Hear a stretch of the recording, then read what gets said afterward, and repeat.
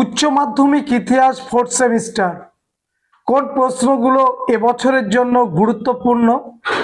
আমি যে প্রশ্নগুলো বেছে নিয়েছি সেগুলো তোমাদের কাছে শেয়ার করছি।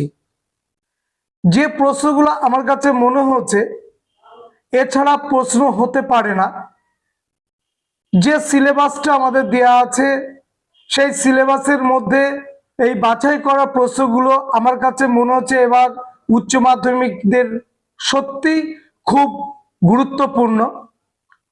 এবং কিছু প্রশ্ন আমি রেখেছি যে প্রশ্নগুলো আমাদের ক্ষেত্রে সারা বছর ধরে যারা অনলাইন এবং অফলাইন ক্লাসে আমরা করিয়েছি তারা তো জানেই।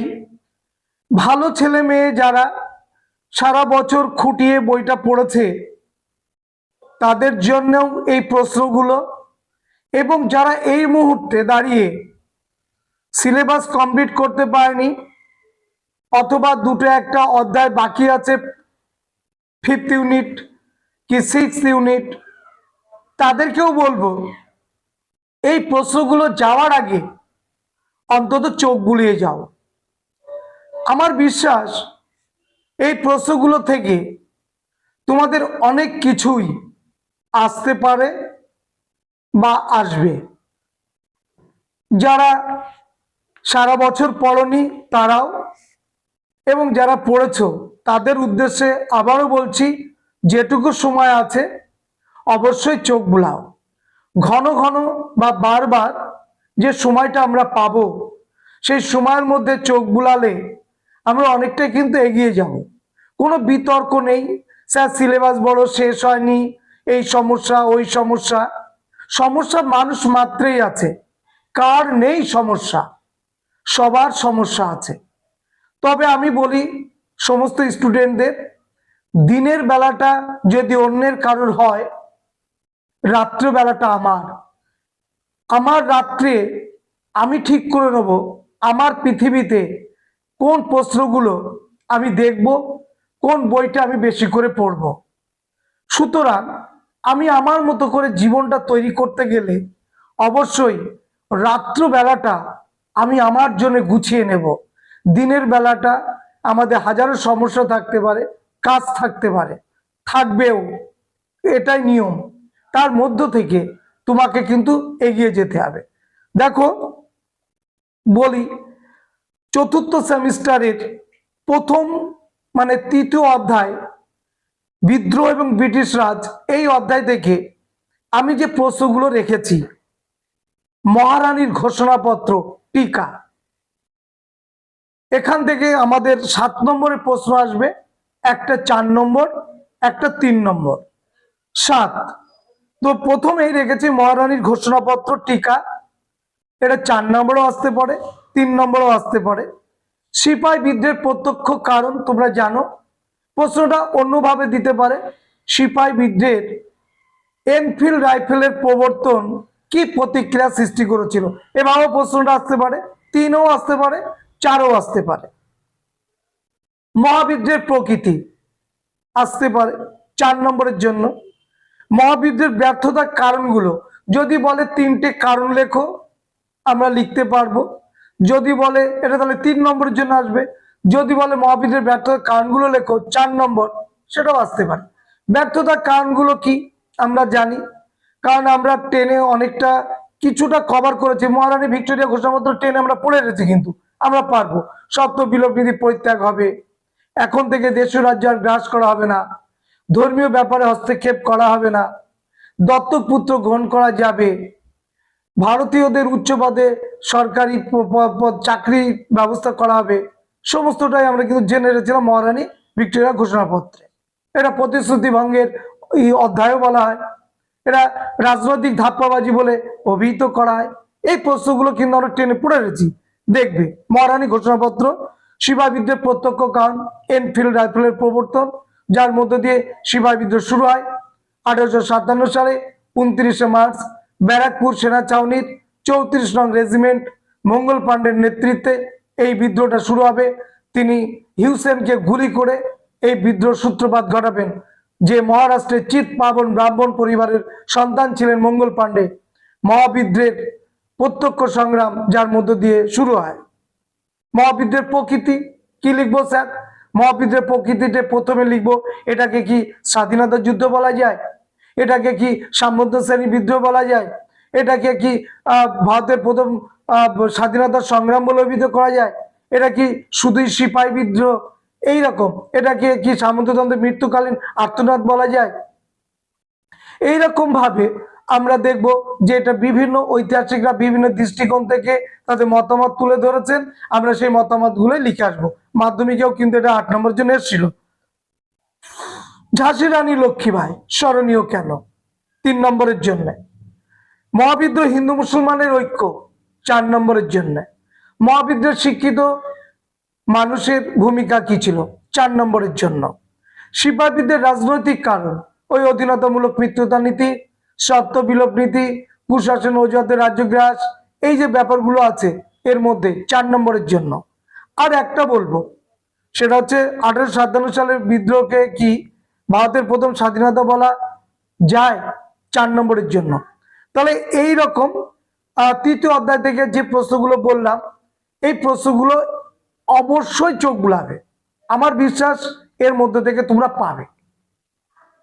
4.1 জাতীয়তাবাদ ও বিচ্ছিন্নতাবাদ। 4.1 থেকে অর্থাৎ চতুর্থ অধ্যায় থেকে আমাদের নম্বর আছে 19 নম্বর। এর মধ্যে 4 নম্বরের আসবে দুটো, 4 নম্বরের দুটো আসবে 8, 8 নম্বরের একটা আসবে 16 এবং 3 নম্বরের একটা আসবে 3, 16 আর 3 19। এই 4টি ইউনিট মিলে অর্থাৎ চতুর্থ অধ্যায়ের 4.1, 4.2, 4.3, 4.4 মিলিয়ে 19টা নম্বর আছে। 8 নম্বরের একটা, 4 নম্বরের দুটো, 3 নম্বরের একটা। কোন প্রশ্নগুলো রেখেছিস দেখে নাও। 4.1 লখনৌ চুক্তি 1916 3 নম্বরের জন্য। দ্বিজাতি তত্ত্ব বলতে কি বোঝো 3 নম্বরের জন্য। সিমলা দ্বৈত কি 3 নম্বরের জন্য।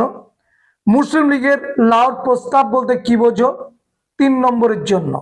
3 নম্বরের জন্য তাহলে আমি এখান থেকে রাখলাম 4টে। 4 নম্বরের জন্য একটা রেখেছি 4.1 এ। হিন্দু মহাসভা কে কবে প্রতিষ্ঠা করেন, এর উদ্দেশ্য কি ছিল। 4.1 থেকে 8 নম্বরের জন্য দুটো রেখেছি। এক, আলিগড় আন্দোলন কি, এই আন্দোলনে সৈয়দ আহমেদের ভূমিকা লেখো। আর একটা লিখেছি মুসলিম লীগের প্রতিষ্ঠার পটভূমি কি ছিল। এইগুলো কিন্তু 4.1 থেকে এই প্রশ্নগুলো রেখেছি।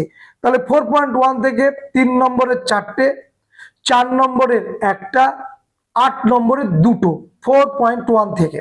এবার 4.2 জাতীয়তাবাদ বিচ্ছিন্নতাবাদ, এই অধ্যায় থেকে কোন প্রশ্নগুলো রেখেছি। প্রথমে বলি 3 নম্বরের 3টে প্রশ্ন রেখেছি। সুরাট বিচ্ছেদ 1907 কি, স্বদেশীয় বয়কট বলতে কি বোঝো, জাতীয় কংগ্রেসের উৎপত্তি সম্পর্কে সেফটি বাল্ব তত্ত্ব কি, 3টে রেখেছি। 4.2 থেকে 4 নম্বরের জন্য 4টে রেখেছি। তার মধ্যে 3টে আমার কাছে খুব গুরুত্বপূর্ণ। নাম্বার 1, জাতীয় কংগ্রেসের উৎপত্তি সম্পর্কে হিউম ডাফরিন ষড়যন্ত্র তত্ত্ব কি, চরমপন্থী উদ্ভবের কারণগুলো কি, বঙ্গভঙ্গের প্রকৃত উদ্দেশ্য কি ছিল। আরেকটা রেখেছি নরমপন্থী ও চরমপন্থীদের মধ্যে পার্থক্য। 8 নম্বরের জন্য 4.2 থেকে 4টে প্রশ্ন রেখেছি। নাম্বার 1, জাতীয় কংগ্রেসের প্রতিষ্ঠার পটভূমি। 1885 সাল থেকে 1905 সাল পর্যন্ত জাতীয় কংগ্রেসের কার্যাবলী বর্ণনা করো। প্রশাসনিক ক্ষেত্রে কি কি সংস্কার দাবি করেছিল, রাজনৈতিক ক্ষেত্রে কি কি সংস্কারের দাবি করেছিল, অর্থনৈতিক ক্ষেত্রে কি কি সংস্কারের দাবি করেছিল, জনহিতকর কার্যাবলীর মধ্যে কোন কোন দাবিগুলো করেছিল। এই 4টে পয়েন্ট লিখলেই এটা কমপ্লিট। 1885 সাল থেকে 1905 সাল পর্যন্ত জাতীয় কংগ্রেসের কার্যাবলী, এই 4টে পয়েন্ট লিখলেই 8 নম্বর। বোঝা গেল কি বললাম। এই প্রশ্নটা আবার অন্য পদ্ধতি দিতে পারে, অন্যভাবে যে কংগ্রেসের আদি পর্বের কার্যাবলীর মূল্যায়ন করো দিতে পারে, বা কংগ্রেসের আদি পর্বের কার্যাবলী গুলো কি ছিল বলতে পারে। নেক্সট রেখেছি বাংলায় বিপ্লবী আন্দোলনের সংক্ষিপ্ত পরিচয় দাও এবং মহারাষ্ট্রে বিপ্লবী আন্দোলনের সংক্ষিপ্ত পরিচয় দাও। তাহলে 4.2 থেকে এই প্রশ্নগুলো আমি রেখেছি। দেখো এবার 4.3 কোন প্রশ্নগুলো রেখেছি। কিছু প্রশ্ন আমি রেখেছি মানে যেগুলো বলছি তোমরা অলরেডি করেছো। দেখো এই প্রশ্নগুলো কিন্তু আমি ইম্পর্টেন্টের মধ্যে দিইনি, কারণ এই প্রশ্নগুলো অলরেডি তোমরা জানো, টেনে পড়ে রয়েছো। সূর্য সেন অথবা চট্টগ্রাম হস্তকার লুণ্ঠন অবশ্যই পারবে। অনুশীলন সমিতি পড়ে এসেছো, পারবে। সভা সমিতির যুগ কাকে বলে পড়ে এসেছো, পারবে। চম্পারণ সত্যাগ্রহ পড়ে এসেছো, পারবে। চৌরি চৌরা ঘটনা কি পড়ে এসেছো, পারবে। অলিন্দ যুদ্ধ কি পড়ে এসেছো, পারবে। পঞ্চশীল নীতিটা পারবে না, কারণ তোমরা পড়োনি পঞ্চশীল নীতি। এটা এই প্রশ্নগুলো কিন্তু তোমরা আরেকবার যেহেতু মাধ্যমিক দিয়ে এসেছো অনেকটাই মনে আছে, এই প্রশ্নগুলো তোমরা কিন্তু কভার করতে পারবে। এগুলো কিন্তু আমি সাজেশনের মধ্যে রাখিনি। এবার চলে এসো 4.3 কোন প্রশ্নগুলো খুব গুরুত্বপূর্ণ। 4.3 আমি 3 নম্বরের জন্য দুটো প্রশ্ন রেখেছি। নাম্বার 1 জালিয়ানওয়ালাবাগের হত্যাকাণ্ড কিভাবে সংঘটিত হয়, আর 2 কবে কেন পুনা চুক্তি স্বাক্ষরিত হয়। দুটো প্রশ্ন। 4 নম্বরের জন্য 4টে রেখেছি, কিন্তু ওর মধ্যে টপমোস্ট দুটো আমার কাছে মনে হচ্ছে। নাম্বার 1 ডান্ডি অভিযান কি, আর নাম্বার 2 সাম্প্রদায়িক বাটোয়ারা নীতি বলতে কি বোঝো টিকা। এছাড়া আমি দুটো প্রশ্ন ওই 4.3 থেকে রেখেছি 4 নম্বরের জন্য। স্বরাজ্য দলের ব্যর্থতার কারণগুলি কি ছিল, আর আইন অমান্য আন্দোলনের গুরুত্ব, আইন অমান্য আন্দোলনের গুরুত্ব কমপ্লিট। এবার আসো 4.3 8 নম্বরের প্রশ্ন। আমি এখানে 4টে রেখেছি, কিন্তু 3টে আমার কাছে টপ মোস্ট ইম্পর্টেন্ট। 3টে। নাম্বার 1 ভারতের অর্থনীতিতে প্রথম বিশ্বযুদ্ধের প্রভাব কি পড়েছিল, অনেকগুলো পয়েন্ট হবে এর। 2 1935 সালে ভারত শাসন আইনের প্রেক্ষাপট ও শর্তাবলীগুলো আলোচনা করো, গুরুত্ব লিখবে, এটাও কিন্তু অনেকগুলো পয়েন্ট হবে। কেন্দ্র প্রাদেশিক একটা হচ্ছে কেন্দ্রীয় নীতি লিখতে হবে, একটা হচ্ছে প্রাদেশিক নীতি নিতে হবে, তারপরে গুরুত্ব লিখতে হবে, অনেকগুলো পয়েন্ট আসবে। আর রাওলাট আইনের শর্তগুলো কি ছিল, এই আইনের বিরুদ্ধে ভারতীয়দের প্রতিক্রিয়া কি ছিল, এটা এইভাবে আসতে পারে। রাওলাট আইনের শর্তগুলো কি ছিল, মহাত্মা গান্ধী এই আইনের বিরোধিতা কেন করেছিল, এটাও এইভাবে আসতে পারে। এক কথায় রাওলাট আইনটা করে যাবে। কমপ্লিট হলো 4.3। এবার চলে এসো 4.4। 4.4 থেকে 3 নম্বরের জন্য আমি 4টে প্রশ্ন বেছেছি। এখানে আমি মোট 6টা প্রশ্ন আমার ছেলে মেয়েদেরকে করিয়েছি, কিন্তু আমি 4টে প্রশ্ন ইম্পর্টেন্টের জায়গায় রেখেছি। নাম্বার 1 রশিদ আলী দিবস কবে কেন পালিত হয়।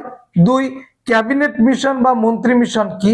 3 প্রত্যক্ষ সংগ্রাম বলতে কি বোঝো। 4 ভারতের স্বাধীনতা আইন কি। এ বাদে আমি আর দুটো ওদেরকে করিয়েছি, ত্রিপুরী সংকট তোমরা জানো, আর হচ্ছে দি গ্রেট ক্যালকাটা কিলিং বলতে কি বোঝো, এইগুলো। এবারে চলে এসো 4.4 এর 4 নম্বরের প্রশ্ন, মাত্র একটা রেখেছি, দুটো রেখেছি। ভারত ছাড়ো আন্দোলনের তাৎপর্য নিরূপণ করো, আর রাজাজি সূত্র। এবার 8 নম্বরের জন্য আমি 4টে রেখেছি, কিন্তু এর মধ্যে দুটো আমার কাছে খুব ইম্পর্টেন্ট। এক হচ্ছে সুভাষচন্দ্র বসুর ভূমিকা ভারতের স্বাধীনতা সংগ্রামে, আরেকটা হচ্ছে 1946 সালের নৌবিদ্রোহের কারণ ও তাৎপর্য। নৌবিদ্রোহের কারণগুলো খুব সহজ, তোমরা জানো, নিম্নমানের খাদ্য খাবার, মানে সবগুলো পয়েন্টই সহজ আছে, বলতে গেলে সময়টা বেশি লাগবে, ওই জন্য বলছি না, তাৎপর্যটাও লিখে আসবে। এছাড়া দুটো প্রশ্ন আমি রেখেছি, ওদেরকে করানো হচ্ছে মাউন্টব্যাটেন পরিকল্পনার মূল বিষয়গুলো কি ছিল, আর ভারত ছাড়ো আন্দোলনের ঐতিহাসিক তাৎপর্য লেখো। এবার চলে এসো 5 নম্বর অধ্যায়, নতুন যুগের সূচনা, স্বাধীন উত্তর ভারত। এখান থেকে 3 নম্বরের আমি যে প্রশ্নগুলো রেখেছি 3টে টপ মোস্ট ইম্পর্টেন্টের মধ্যে রেখেছি। এখান থেকে 7 নম্বরের প্রশ্ন আসবে, একটা 3 নম্বর, একটা 4 নম্বর, 7 নম্বর। তো 3 নম্বরের জন্য এখান থেকে কোনো 8 নম্বরের প্রশ্ন হবে না এই অধ্যায় থেকে এবং 6 অধ্যায় থেকে। 3 নম্বরের জন্য যে প্রশ্নগুলো আমি রেখেছি খুব ইম্পর্টেন্ট আমার কাছে মনে হচ্ছে, নেহরু মহালনিবিশ মডেল, ভারতীয় সংবিধানের দুটি বৈশিষ্ট্য, আর গণপরিষদ বা সংবিধান সভা কি। এ বাদে আর 3টে প্রশ্ন দেখে যাবে, আমি ওদের করিয়েছি। মিশ্র অর্থনীতি কি, বান্ধন সম্মেলন টিকা, ভারতীয় সংবিধান মৌলিক অধিকার কিভাবে নাগরিকদের সুরক্ষা প্রদান করে। দেখো ইতিমধ্যে অনেকগুলো ভিডিও আমার চ্যানেলে কিন্তু দেয়া আছে, যদি তোমাদের প্রয়োজন হয় দেখে নিতে পারো। আচ্ছা, ইউনিট 5-এর 4 নম্বরের প্রশ্ন কি কি রেখেছি ইম্পর্টেন্টের মধ্যে। 1 নম্বর ইম্পর্টেন্ট, দ্বিতীয় পঞ্চবার্ষিকী পরিকল্পনা বা নেহেরু মডেল মডেল, তোমরা যেটা 3-এ করেছো ওটাও রেখেছি। আবার রেখেছি 1990-এর দশকে ভারতের অর্থনৈতিক উদারীকরণের কয়েকটি কারণ উল্লেখ করো। কেন ভারতবর্ষ 1990 সালে ভারতকে দেউলিয়া রাষ্ট্রে পরিণত করলো বা ঘোষণা করলো এবং তার ফলে কি হয়েছিল। আর ভারতের জোট নিরপেক্ষ নীতির আন্তর্জাতিক ক্ষেত্রে প্রভাব কি ছিল, অর্থাৎ জোট নিরপেক্ষ নীতির ক্ষেত্রে ভারতের ভূমিকা কি ছিল সেগুলো। এই 3টে প্রশ্ন বাদে আর 2টো প্রশ্ন তোমরা দেখবে ভারতের জোট নিরপেক্ষ নীতির বিভিন্ন দিকগুলি, এটার উত্তর হবে অর্থাৎ ভারতবর্ষ জোট নিরপেক্ষ নীতি গ্রহণ করে কোন কোন সমস্যার সমাধানে নিজেদেরকে জড়িয়েছিল এটা। আর গণপরিষদ বা সংবিধান সভা রচনার লক্ষ্য বা উদ্দেশ্য কি ছিল, কমপ্লিট। এবার চলে আসো 6 নম্বর হচ্ছে অধ্যায়ে জাতি গঠন ও সংশ্লিষ্ট দৃষ্টিভঙ্গি। এই অধ্যায় থেকে আমি 3 নম্বরের 3টে আমার কাছে মোস্ট ইম্পর্টেন্ট কোশ্চেন, কিন্তু 6টা প্রশ্ন ওদের করানো হচ্ছে। এক হচ্ছে মুজিবনগর সরকার টিকা, আগরতলার ষড়যন্ত্র মামলা, অপারেশন সার্চলাইট। এই 3টের পর আরো যে 3টে দেখে যাবে, সিন্ধু জল চুক্তি 1960 সাল টিকা, ছিট মহল বিনিময় চুক্তি 2015, আর বিজয় দিবস কেন পালিত হয়, কমপ্লিট। এখান থেকেও 7 নম্বরের প্রশ্ন, একটা 3 একটা 4। আর 4 নম্বরের জন্য রেখেছি পূর্ববঙ্গে 21শে ফেব্রুয়ারি ভাষা আন্দোলনের বিবরণ দাও, মুজিবর নেতৃত্বে বাংলাদেশের উত্থান, আর 71 সালে মুক্তিযুদ্ধে ভারতের ভূমিকা। এই 3টে করবে। আর 3টে দেখে যাবে সিমলা চুক্তির 3টে শর্ত, শেখ মুজিবুর রহমানের 6 দফা দাবি, আর বাংলাদেশ স্বাধীন হওয়ার সময় শ্যাম মানকেশের ভূমিকা কি ছিল, কমপ্লিট। তাহলে এটাই হচ্ছে আমার কাছে গুরুত্বপূর্ণ সাজেশনের লিস্ট যেটা তোমাদের দিলাম। অনেকের কাছে মনে হবে স্যার অনেক বড়, কিন্তু কিছু করার নেই, কারণ প্রশ্নগুলো যেগুলো খুব গুরুত্বপূর্ণ না করলেই নয়, সেই প্রশ্নগুলো কিন্তু এগুলো করে যেতেই হবে। তোমাদের পরীক্ষা ভালো হোক, সুন্দর হোক, এই প্রশ্নগুলো তোমরা অবশ্যই দেখে যাবে, সেই শুভ কামনা রেখে আজকের মতো ভিডিওটা শেষ করছি। দেখা হবে নেক্সট ভিডিওতে।